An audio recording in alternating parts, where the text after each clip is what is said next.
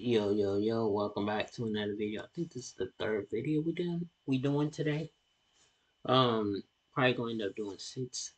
But anyway, let's get right into it. Here we go. This is Roman vs. Cody 3 not at WrestleMania. I'm going to say something so controversial that Roman Reigns fans and Cody Rhodes fans, they're all going to think I'm a moron and have lost my mind and say, and this is why wrestling fans shouldn't have opinions. But before you hate comment and unsubscribe, just remember you can't win the belt if you're not a subscriber. So what is my controversial opinion? Roman Reigns versus Cody Rhodes 3 does not have to happen at WrestleMania. What? I can't believe that you would say something like that, Ken. The absurdity, the audacity. Of course that match has to be at WrestleMania 41. It's too big for anywhere else, but is it?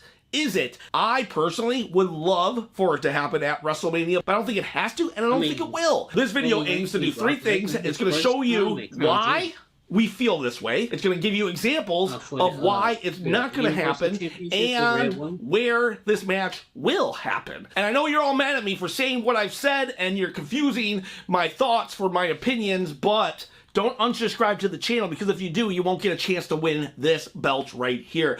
But just being a subscriber doesn't necessarily make you enter into the contest. You have to comment below. Once you comment below and I hit 10,000 subscribers, I'm going to give away the belt or one of the belts behind me free of charge, shipping and everything. All you got to do, like I said, comment below. Why am I doing this? To become a full-time YouTuber. Hopefully by Cody versus Roman 3, I'll be full-time at that point. That would be amazing. But anyways, this is a long video. Let's get back to it. So first, let's go through the examples to show that this is kind of a relatively new concept that we feel that these matches must be at WrestleMania. First, we'll start with The Rock versus Stone Cold Steve Austin. They had a trilogy of WrestleMania matches, and you might think to yourself, well, that actually proves that we need to have Cody versus Roman at WrestleMania to do a WrestleMania trilogy as well. And what if I were to tell you that WrestleMania 17 was actually their third match? Because WrestleMania 15 happened, that was their first match, and a month later was the rematch. So think of it like this: if Cody fought Roman at WrestleMania 39, 1 month later, Cody would have had a rematch. So you see, right from the get-go, this perception of a WrestleMania trilogy wasn't really a WrestleMania trilogy. They had matches in between. We just remember the WrestleMania matches and that Limp Bizkit video. I'm not a Limp Bizkit fan, but wow, that was a good video. Sticking with Stone Cold Steve Austin, remember when he arrived to the main event scene, that double turn, WrestleMania 13, when Bret the Hitman Hart had Stone Cold Steve Austin in the sharpshooter, blood pouring down his face, he refused to tap. Bret became a heel, Austin became a face, and that was a WrestleMania moment. You couldn't believe this, right? Well, that was their second outing. Their first match actually happened at Survivor Series, showing you guys that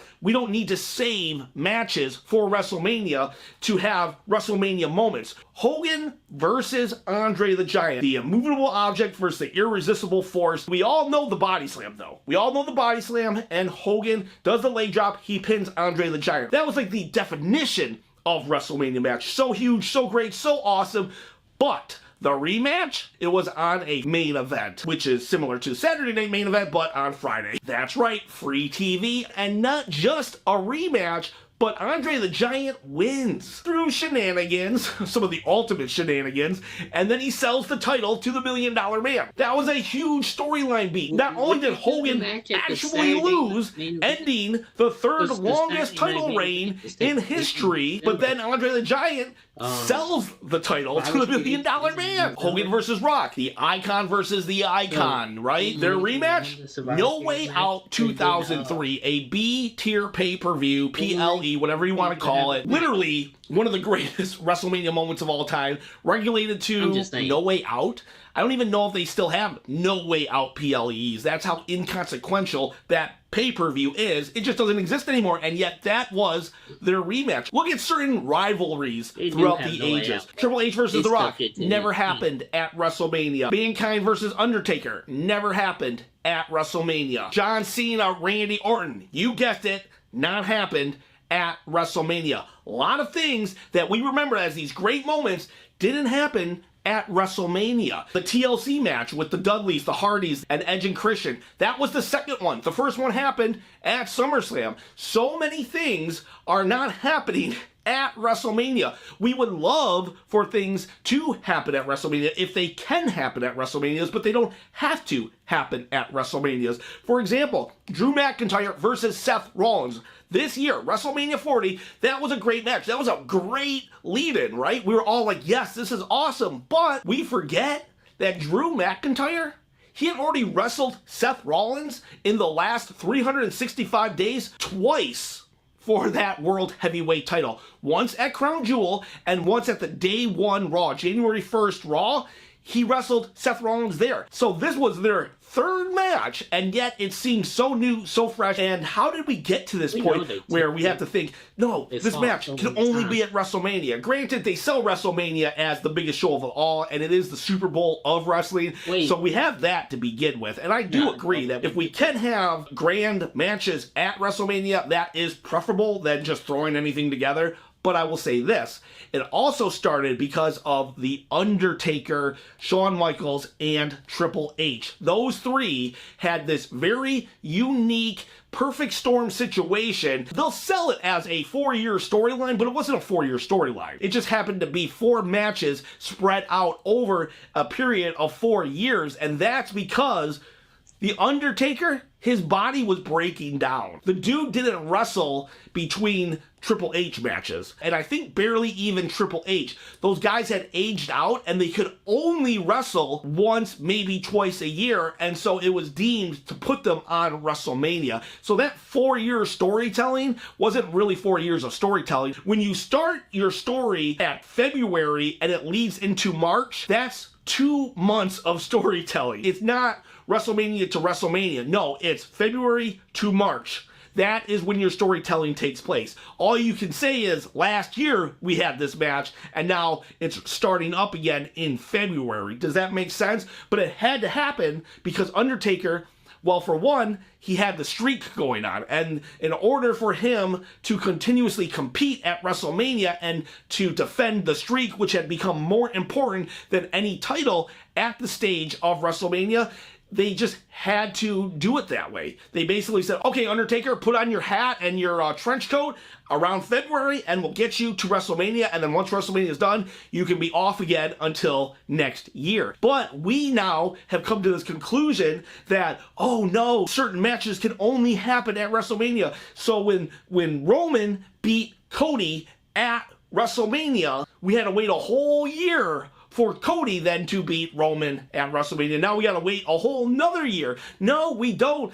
These are active, healthy competitors. Roman Reigns might not be full-time, but he's definitely part-time enough where we don't have to wait to WrestleMania to have the third match. We had to do it for Undertaker, and that made fans think that we were telling these year-long storylines and long-term booking. It wasn't long-term booking. He just wasn't healthy enough. He straight up wasn't healthy enough to make it to having a match the following month, the following SummerSlam. And now here we are with all these storylines. What, we're just supposed to believe that Roman Reigns isn't gonna want to fight Cody until WrestleMania? That he's just gonna want to wait? I don't buy that at all. He will want his title back now. We have history that shows that we don't wait a year between matches. We just don't do it. So if it's not WrestleMania, where is Roman versus Cody gonna happen? And I have 2 big possibilities. The first one is a very highly rumored one right now, and it is Crown Jewel. And I know a lot of you are like, no, I don't want it to be Crown Jewel. It needs to happen here. Crown Jewel just doesn't seem right. Well, honestly, and I'm just going to say it because I'm just going to be very blunt, it doesn't matter what you want. It just doesn't, because all that matters is TKO making a lot of money. I don't want Prime to be advertised on the WWE wrestling mat. Doesn't matter what I want. TKO wants money, and Saudi Arabia has money. They have so much money. One time they had a Royal Rumble, the biggest Royal Rumble of all time. I think it had 50 people in it. Inconsequential.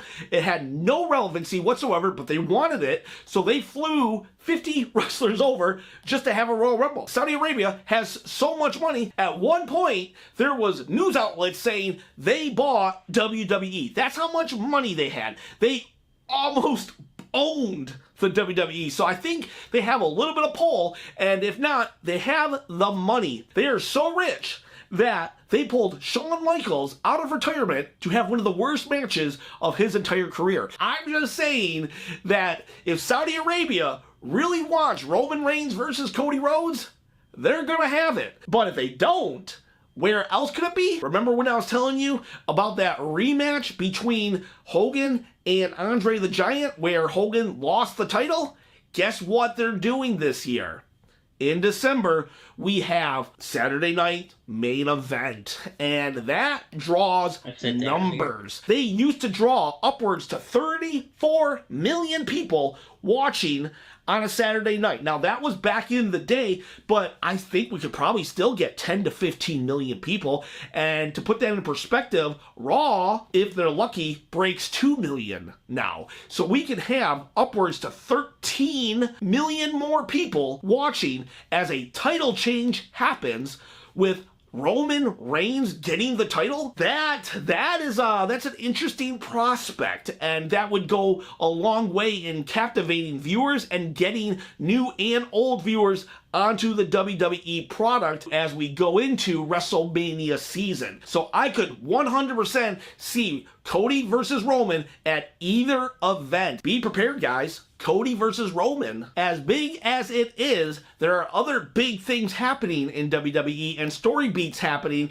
that have to take place so we can get to certain things. And that means Cody and Roman 3 might not be at WrestleMania. And then what would be at WrestleMania? Well, Jacob Fott 2 is a presence that's been growing. He could definitely fight Roman and let Roman have a victory. And we could have Rock versus Cody. What about Rock and Roman, though? That's a match that could happen, too. If that match happened, you could have Cody versus Jacob Fott 2 or Cody versus Randy Orton. Roman Reigns versus Cody Rhodes 3 does not have to happen at WrestleMania, and it probably won't happen. I know it's not the end of the world, but it's also probably not something that you want to see, and it's not something that I necessarily want to see, but it is what it is. It's